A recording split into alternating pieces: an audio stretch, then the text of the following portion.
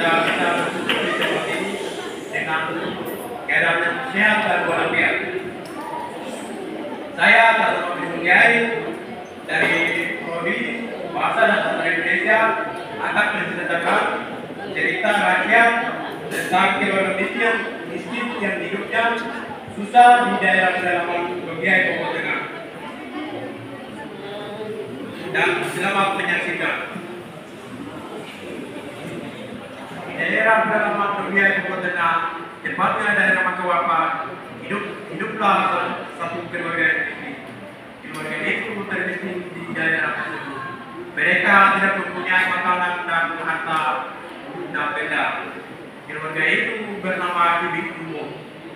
Keluarga Bibi Duo terdiri atas 5 orang, yaitu Ibu Bibi Duo, anak pertama Dede Daba, anak kedua Noku, dan anak ketiga Yagaku.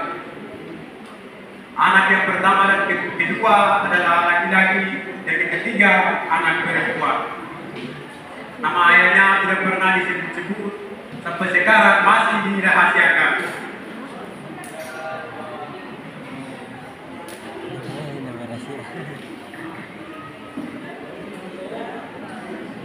Mereka tidak ada ubi, kenali, dan sayur hitam, bege, dedege, matangkuat, ada supe, ternak babi, dan tidak ada benda lainnya. Pada saat itu juga musim kelaparan dan krisis ekonomi berkepanjangan. Tanaman ubi, jalan, kenali, boho, atau sayur bedi, dan tebung yang terbatas. Tiba-tiba saja keluarga Kibiuwo duduk dalam rumah dan berbincang bagaimana mengatasi kelaparan yang menimpa keluarganya. Tiba-tiba saja Ibu Kibiuwo terasa ingin membuang air kecil. Dengan sendirinya Ibu Kibiuwo serta berlari ke belakang rumah dan secara tiba-tiba melepaskan air kecilnya.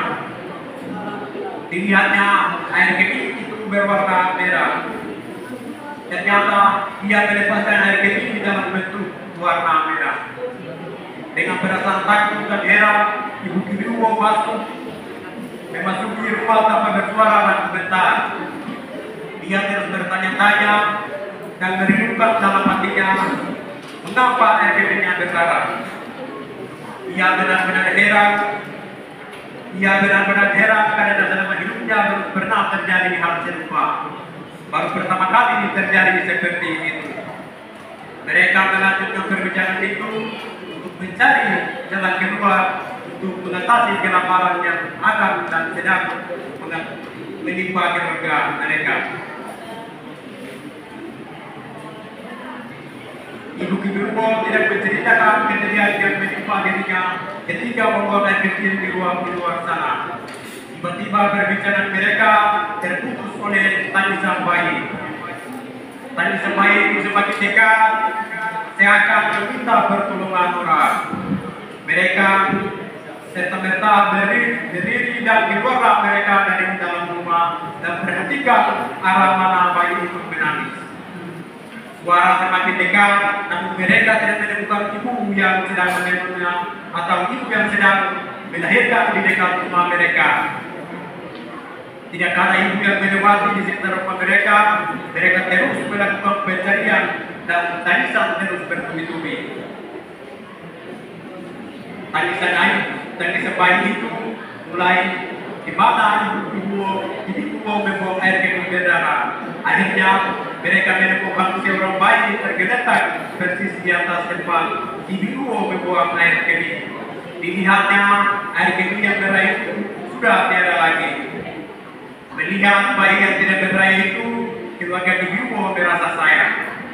Ibu Kibiuwo mengambil bayi itu dan membawa masuk ke dalam rumah karena ia teringat peristiwa yang terjadi padanya. Dia merawat anak itu dengan senang hati, walau dalam kelaparan yang dahsyat. Dia bertanya-tanya apakah anak ini terlahir dari air kecilnya atau tidak. Untuk memastikannya, ia menyuruh anak-anaknya untuk pergi bertanya-tanya kepada warga setempat mereka. warga di sekitarnya heran mendengar cerita itu. Mereka justru bertanya-tanya siapa gerangan yang meletakkan bayi itu di dekat rumah warga miskin itu. Terutama karena di daerah itu tidak ada ibu hamil. Warga sekitar justru berdatangan ke rumah ibu Bibiwo untuk melihat bayi itu. Dengan demikian, ibu Bibiwo benar-benar yakin bahwa bayi itu berasal dari ayah kandungnya.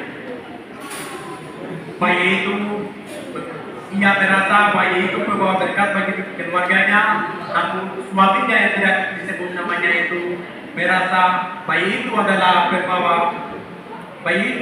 Ayayoka atau anak bayangan dan anak roh.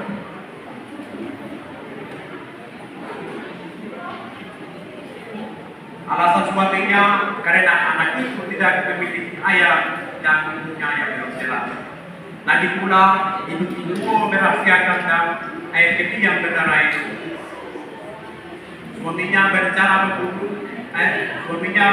membunuh bayi itu, namun ibu melarang keras untuk membunuh bayi itu. Dia mengatakan Ayayoka bisa membawa malapetaka bagi keluarga. Dan melihat suaminya ibu benar-benar membelai bayi itu. Kasih sayang istrinya yang ditunjukkan dalam kehidupan dan penilaian itu, ia merenungkan niatnya untuk membunuh bayi itu. Suaminya menerima anak itu sebagai anak kandungnya, dan ia menamai anak itu sesuai prasangkanya, yaitu Ayayoka. Hingga umur bayi itu 6 bulan, dia masih belum bisa makan dan minum. Setiap hari ibu menjual makanan dan minuman ke dalam perutnya, bayi itu terus memuntahkannya. Namun bayi itu sehat dan lurus, tidak pernah menangis untuk meminta makanan dan minuman. Ketika anaknya, Nenek Jabang, Roku dan Gedasu menganggap bayi itu sebagai adik mereka, dan mereka sangat sayang kepadanya. Hari berlalu, tahun berganti, anak itu tetap sehat.